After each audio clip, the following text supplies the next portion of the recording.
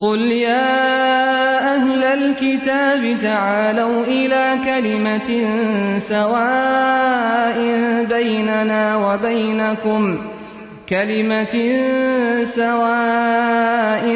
بيننا وبينكم ألا نعبد إلا الله ولا نشرك به شيئا ولا يتخذ بعضنا بعضا أربابا من دون الله. الحمد لله الذي خلقني فهو يهدين، والذي هو يطعمني ويسقين، وإذا مرضت فهو يشفين، والصلاة والسلام على رسوله الأمين وعلى آله وصحبه أجمعين ومن تبعهم بإحسان إلى يوم الدين. أما بعد، حكى الله جل وعلا في سورة الكهف أصحاب الكهف فقال إنهم فتية آمنوا بربهم وزدناهم هدى. حضرات گرامی، اللہ تبارک و تعالیٰ نے سورۃ الکہف میں بے شمار نصیحتیں کیا ہے ایمان کے تعلق سے، تو کہیں دنیاوی مثال کو سمجھایا ہے، کہیں علم کے تعلق سے حضرت موسیٰ اور خضر علیہ السلام کے تعلق سے. اللہ تبارک و تعالیٰ نے سورۃ الکہف میں بے شمار واقعات بتلایا ہے جس سے انسان عبرت حاصل کر سکتا ہے. میں ان میں سے ایک واقعہ بیان کرنا چاہوں گا. اللہ تبارک و تعالیٰ نے سورۃ الکہف میں آغاز ابتدائی آیتوں میں اصحاب کہف کا تذکرہ کیا. اب یہ لوگ اصحاب کہف، یہ وہ لوگ تھے جو اپنے لوگوں سے، اپنے بادشاہ سے بچنے کی خاطر اپنے ایمان کو ان کے شرک سے بچانے کے لیے ایک غار میں جا کے پناہ لیے تھے. اور اللہ تبارک و تعالیٰ نے ایسے لوگوں کے لیے بشارتیں سنایا ہے. الذین آمنوا ولم یلبسوا ایمانہم بظلم اولئک لہم الامن وہم مہتدون، کہ جو شخص ایمان لاتا ہے اور اپنے ایمان کو ظلم سے نہیں ملاتا، خلط ملط نہیں کرتا، تو اللہ تبارک و تعالیٰ ایسے لوگوں کے لیے امن رکھا ہے، سکون رکھا ہے، اور ایسے لوگ ہی ہدایت یافتہ ہیں. اور صحابہ اس آیت کے موقع پر، جب یہ آیت کا نزول ہوا تھا، تو صحابہ نبی کریم صلی اللہ علیہ وسلم کے پاس گئے، پریشان ہو گئے. صحابہ نے نبی کریم صلی اللہ علیہ وسلم سے دریافت کیا کہ اللہ کے نبی، ہم انسان ہیں، ہم سے ظلم ہو ہی جاتا ہے. اب اللہ تبارک و تعالیٰ نے یہاں کہا کامیاب لوگوں کی صفت بتلاتے ہوئے، اور پرسکون زندگی ان کو ملے گی جو اس طرح کرتے ہیں، ایمان بھی لاتے ہیں اور اپنے ایمان کو ظلم سے ملنے نہیں دیتے. اب ہم اپنے نفسوں پر ظلم کر بیٹھتے ہیں، تو اس کا کیا مطلب ہے؟ آپ میں سے کوئی بتائیں گے یہاں پہ ظلم سے کیا مطلب ہے؟ آپ دوسروں کو موقع دیجیے. نہیں، ظلم تو گناہ ہے ہی، مگر یہاں اللہ تبارک و تعالیٰ نے یہ اطلاع دی ہے کہ جو شخص ایمان لاتا ہے، ایمان لانے کے بعد اپنے ایمان کو ظلم سے خلط ملط نہیں کرتا، ظلم سے نہیں ملاتا، ایسے شخص کے لیے امن کی زندگی ہے اور ایسا شخص ہی کامیاب ہے. تو یہاں ظلم سے کیا مراد ہے؟ اللہ آپ کو جزائے خیر دے. آپ جانتے ہیں میں چاہتا ہوں دوسرے بھی جواب دیں. جی ماشاءاللہ، جزاک اللہ خیر، بارک اللہ فی علمک. صحابہ نے جب نبی کریم صلی اللہ علیہ وسلم سے یہ دریافت کیا، یہ تو ہم سے تو ظلم سرزد ہو ہی جاتا ہے، چھوٹے موٹے گناہ ہم سے ہو جاتے ہیں، تو نبی کریم صلی اللہ علیہ وسلم نے ان سے سوال کیا، اما قرأت قول لقمان علیہ السلام، آپ نے حضرت لقمان علیہ السلام کی وہ نصیحت نہیں پڑھی، ان الشرک لظلم عظیم، کہ شرک ہی سب سے بڑا ظلم ہے. تو بہرحال یہاں پہ معلوم ہوتا ہے کہ قرآن اتنا فصیح، اتنا بلیغ کہ اس کی زبان والے بھی اس کو سمجھنے سے قاصر ہیں. صحابہ کی زبان بھی تو عربی تھی، ان میں بھی بلغاء تھے، ادباء تھے، شعراء تھے، پھر بھی ان کو سمجھنے کے لیے نبی کریم صلی اللہ علیہ وسلم کی تفسیر کی ضرورت پڑی، نبی کریم صلی اللہ علیہ وسلم کی وضاحت کی ضرورت پڑی، تب جا کے سمجھے۔ ایسے بے شمار مثالیں مل جاتے ہیں۔ تو یہاں پہ اللہ تبارک و تعالیٰ نے ایمان پختہ رکھنے کو اور ظلم سے اپنے آپ کو یعنی شرک سے اپنے آپ کو بچانے کی طرف ترغیب دی ہے، اور ایسے شخص کے لیے کامیابی ہے۔ تو اللہ تبارک و تعالیٰ اصحاب کہف کا تذکرہ کرتے ہوئے فرماتا ہے کہ یہ وہ لوگ تھے جن کے دور میں بادشاہ مشرک تھا اور ساری عوام بھی مشرک تھی۔ تو ایسے سچویشن میں اگر ہم ایسے لوگوں کی صحبت اختیار کریں گے تو ظاہر سی بات ہے ان کے ساتھ اٹھیں گے بیٹھیں گے تو ہمارے اندر بھی ان کی عادتیں آ جائیں گی، تھوڑا بہت شرک ہم بھی کر لیں گے۔ تو ایسوں سے بچنے کے لیے الگ تھلگ ہو جانا چاہیے، جس کو ہجرت کہتے ہیں ہم۔ تو اصحاب کہف نے اپنے ایمان کو ان کے شرک سے بچانے کے لیے، بادشاہ کے ظلم سے اپنے آپ کو بچانے کے لیے غار میں چلے گئے تھے۔ اور یہ واقعہ بھی دیکھیے ہمارے لیے اتنا سبق آموز ہے، اتنا عبرتناک ہے کہ اللہ تبارک و تعالیٰ نے اصحاب کہف کو 309 سال سلا دیا تھا۔ کتنے سال؟ 309 سال۔ قرآن کی آیت ہے، 309 سال اللہ تبارک و تعالیٰ نے غار میں سلا دیا۔ اور جب سورج ان کے پاس سے گزرتا تو دائیں تھوڑے ہٹ کے گزرتا تھا۔ وَتَرَى الشَّمْسَ إِذَا طَلَعَتْ تَزَاوَرُ عَنْ كَهْفِهِمْ ذَاتَ الْيَمِينِ وَإِذَا غَرَبَتْ تَقْرِضُهُمْ ذَاتَ الشِّمَالِ وَهُمْ فِي فَجْوَةٍ مِّنْهُ۔ اللہ ان کو ڈسٹرب بھی نہیں کرنا چاہا۔ ایمان اگر لائے ہم، پکے دل سے اور پکے مومن بنے۔ ایک صحابی سے بھی نبی کریم صلی اللہ علیہ وسلم نے کہا قُلْ آمَنْتُ بِاللَّهِ ثُمَّ اسْتَقِمْ۔ یہ نہیں کہا کہ بس ایمان لے آؤ، ایمان لاؤ پھر اس پہ ڈٹے رہو، جمے رہو۔ ایسے شخص کے لیے کامیابی ہے۔ اور یہاں اصحاب کہف کا تذکرہ کرتے ہوئے اللہ تبارک و تعالیٰ نے کہا کہ یہ اپنے ایمان کو ان کے شرک سے بچانے کے لیے غار میں چلے گئے، اور ہم نے انہیں 309 سال سلا کے اٹھایا۔ اس سے بہت سارے واقعات ملتے ہیں۔ اگر ہم اللہ پہ پختہ ایمان رکھے، اللہ کے ہو گئے 309 سال، سوچ کے دیکھیے۔ ہم تھوڑی دیر سو کے اٹھے تو بھی کیسا دکھتا بھائی، ایک دم چکر چکر۔ 309 سال سونے کے بعد بھی ایسا نہیں ہوا کہ بھائی زمانے سے سو رہی ہم لوگ۔ قال قائل منہم کم لبثتم، پوچھنے والوں نے ان سے پوچھا کتنے سال گزر گئے ایسے ہی؟ کیا جواب تھا ان کا؟ قالوا لبثنا یوما او بعض یوم، ایک دن یا دن کا کچھ حصہ ہم سو کے اٹھے تھے بس۔ مومنوں کے لیے بشارتیں ہیں یہ سب، مومنوں کے لیے خوشخبریاں ہیں یہ سب۔ کتنی بھی بڑی پریشانی آ جائے اللہ تبارک و تعالیٰ بچا لیتا ہے، اسی کا نام تو امن ہے، اولئک لہم الامن۔ اور ایک غور کرنے کی بات، یہاں اللہ تبارک و تعالیٰ نے صرف یہ نہیں کہا انہم الذین آمنوا، بلکہ اللہ تبارک و تعالیٰ یہاں یہ پیغام دیا انہم فتیۃ،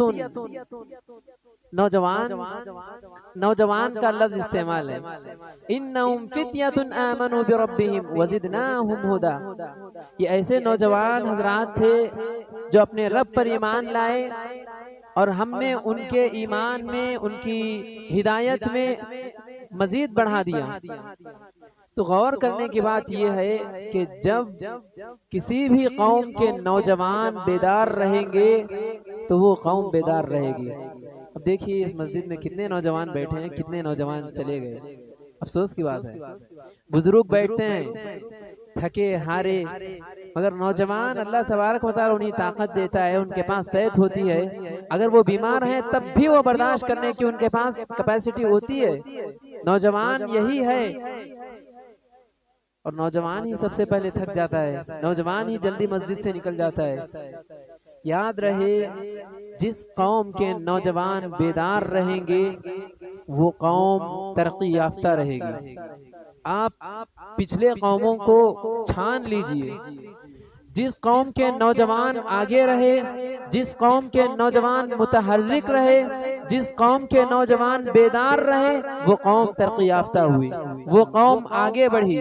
اور جس قوم کے نوجوان سستی کے شکار ہوئے، جس قوم کے نوجوان کاہلی کے شکار ہوئے، ایسے نوجوان بلکہ ایسے نوجوانوں کی قوم خسارے میں گئی، گھاٹے میں گئی، نقصان اٹھانا پڑا۔ نبی کریم صلی اللہ علیہ وسلم کیا حضرت آدم علیہ السلام سے لے کر جتنی قومیں آئیں، نبی کریم صلی اللہ علیہ وسلم کا ساتھ نوجوانوں نے جب دیا تو ایسی تبدیلی آئی، ایسے چینجز آئے۔ اور ہم تاریخ کو اٹھا لیں، نوجوانوں نے جو کارنامے انجام دیے، نوجوانوں کے کارناموں سے قوم میں جتنی کامیابی آئی، اتنا نہ بچوں کی حرکت سے آئی، نہ بزرگوں کی حرکت سے آئی۔ بزرگ تجربہ شیئر کر سکتے ہیں، مگر جب تک نوجوان متحرک نہیں ہوتے، نوجوان میدان میں نہیں اترتے، قوم آگے نہیں بڑھتی۔ اور آج ہمارے نوجوان، اللہ ہمارے نوجوانوں کی حفاظت کرے، دینی معیار کے حساب سے بہت کم ہے، دنیاوی میدان میں بہت آگے نظر آتے ہیں، دنیاوی میدان میں بہت آگے نظر آتے ہیں۔ اور اللہ تبارک و تعالیٰ نے سورۃ الکہف کے تعلق سے اتنی بشارتیں سنایا ہے، اتنی فضیلتیں سنایا ہے کہ نبی کریم صلی اللہ علیہ وسلم نے فرمایا سورۃ الکہف کی شروع کی 10 آیتیں جو یاد رکھے گا دجال کے فتنے سے محفوظ رہے گا۔ آج کتنے ایسے نوجوان ہیں جنہیں سورہ کہف کی 10 آیتیں یاد ہیں، ابتدائی 10 آیتیں؟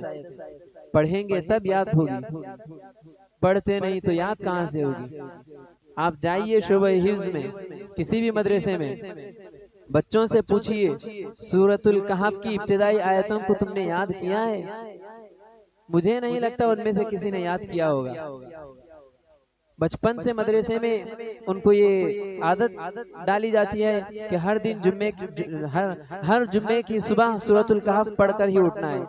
اور جب بندہ ہر جمعہ سورۃ الکہف کی تلاوت کرے گا تو خود بخود اسے یاد ہو جائیں گی۔ اور مجھے اچھی طرح یاد ہے، میں جب حفظ کر رہا تھا تو سورۃ الکہف میں میں جتنا آزاد تھا، جتنا فری تھا، دوسری سورتوں میں نہیں تھا، کیونکہ یہ پڑھ کے یاد ہو گئی تھی یہ سورت۔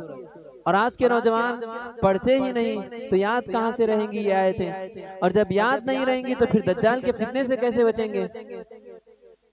دجال کا فتنہ تو دور کی بات، یہ تو بہت بڑا فتنہ ہے۔ نبی کریم صلی اللہ علیہ وسلم نے فرمایا آدم علیہ السلام کی تخلیق سے لے کر قیامت قائم ہونے تک سب سے بڑا فتنہ اگر کوئی ہے تو وہ دجال کا فتنہ ہے۔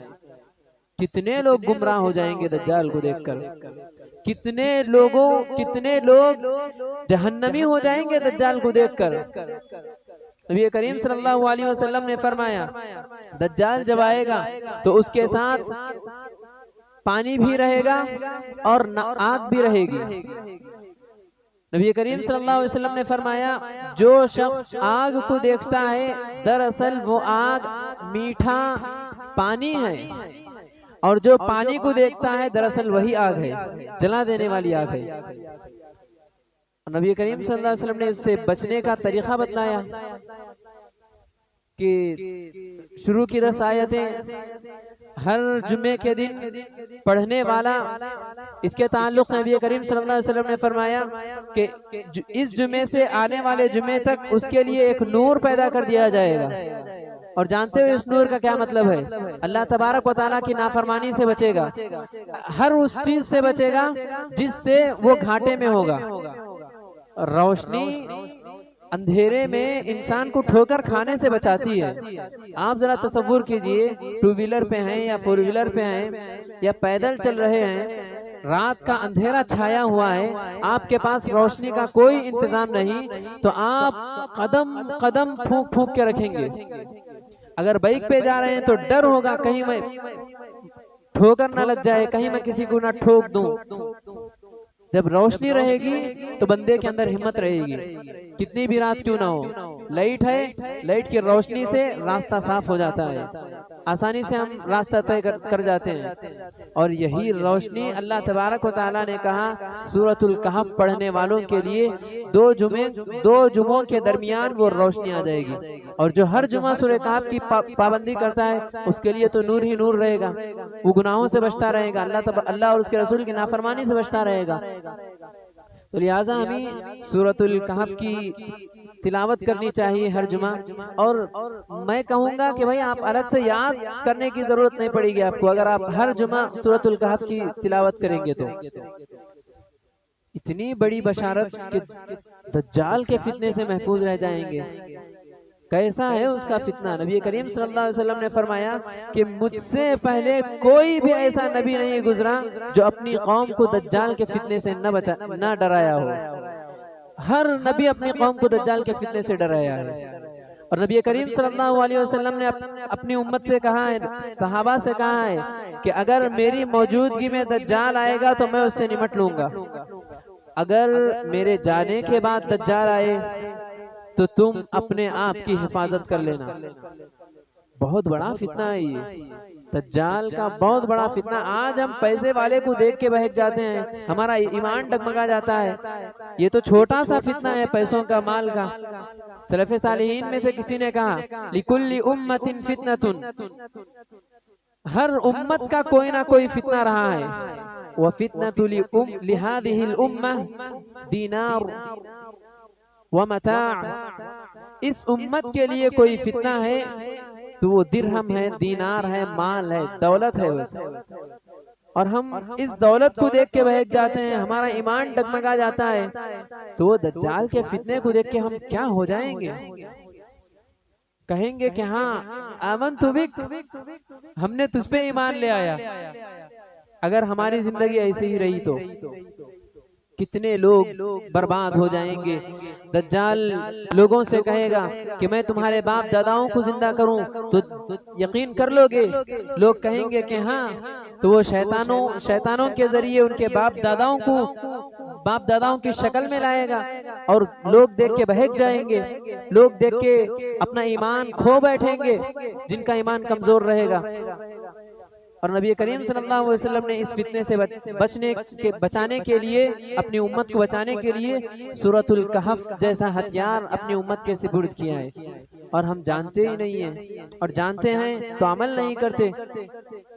یاد رہے اگر ہم سورۃ الکہف کی 10 آیتوں کو یاد کریں گے، اس کی پابندی کریں گے، تو دجال کتنا بھی کیوں نہ بہکائے گا، کتنا بھی کیوں نہ بہکا لے، ہماری نظروں میں اس کی پیشانی پہ کاف فا را نظر آ جائے گا. وہ پڑھا لکھا ہو یا ان پڑھ ہو، سورہ کہف کی جو پابندی کرے گا اس کی پیشانی پہ کافر نظر آ جائے گا اور وہ بچ جائے گا. اگر ایسا نہ ہوا، وہ کتنے بھی ڈگریوں کا مالک کیوں نہ ہو، کتنا بھی ٹاپر کیوں نہ ہو، کتنا بھی اچھا کیوں نہ ہو پڑھا لکھا، کافر نظر نہیں آئے گا، بہک جائے گا، اسی کو رب سمجھے گا، اس کی جنت میں جائے گا اور اللہ تبارک و تعالیٰ اپنی جہنم میں اس کو بھیجے گا. تو لہٰذا میں اس درس سے پیغام دینا چاہتا ہوں، ایمان لائیے تو ڈٹ جائیے، اس پہ جم جائیے.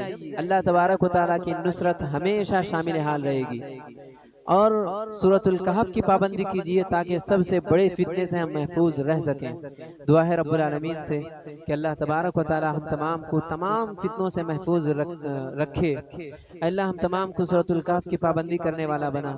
اللہ تو ہم تمام کے گناہوں کو معاف فرما، ہم تمام کی نیکیوں کو قبول فرما، ہمارے صیام و قیام کو قبول فرما. اللہ تو ہمیں ہر وہ کام کرنے کی توفیق عطا فرما جس سے تو راضی ہوتا ہو، اور ہر اس کام سے بچنے کی توفیق عطا فرما جس سے تو ناراض ہوتا ہو. ہمیں جب تک زندہ رکھ، ایمان و اسلام کی حالت میں زندہ رکھ، اور جب خاتمہ ہو تو خاتمہ بالخیر ہو. آمین ثم آمین. وآخر دعوانا الحمدللہ رب العالمین. سبحانک اللہم وبحمدک، اشہد ان لا الہ الا انت، استغفرک واتوب الیک.